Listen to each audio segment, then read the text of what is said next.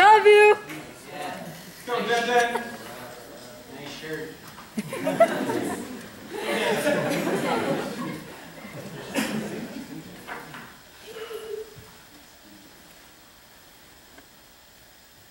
Heart pumping, adrenaline rushing, red lights flashing, worry clutters my mind, disabling my body from making any sudden movements.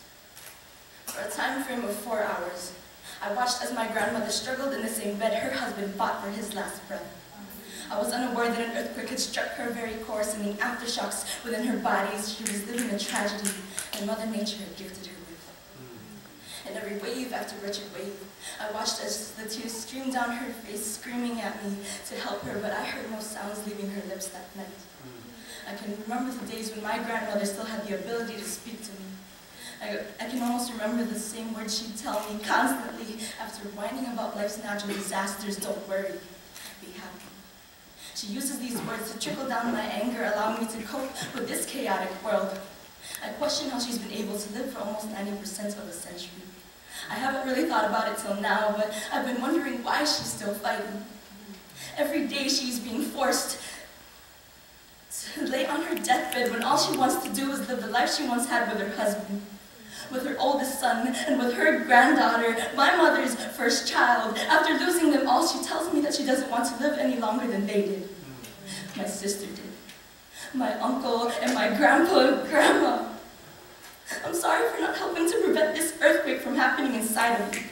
I'm sorry for not listening to your lies, but I listened to your soft-spoken cries. Don't worry, be happy, but I don't want to live. Don't worry, be happy. Then how are you still living, Grandma? I won't worry anymore until I see you smiling again. You encouraged me with your hypocritical lies, and they just weren't, the message wasn't clear enough.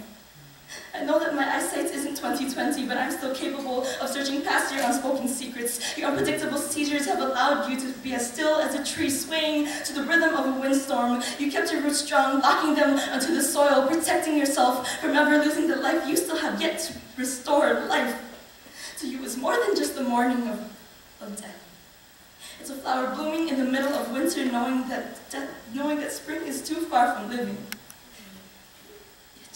Yet you took that risk knowing that you'd stumble.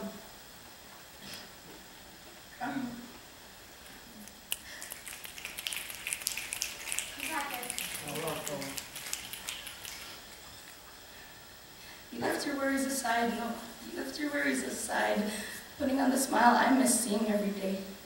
Just like the effects of sunlight, I became enlightened and renewed. I no longer need words for me to tell me what your story is.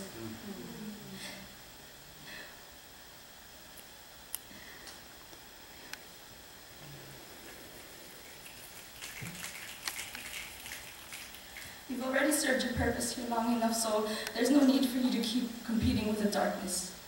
It's okay for you to go on into the light, Grandma. Just know that it's okay. This isn't goodbye. So stop worrying and start living that happiness that you deserve.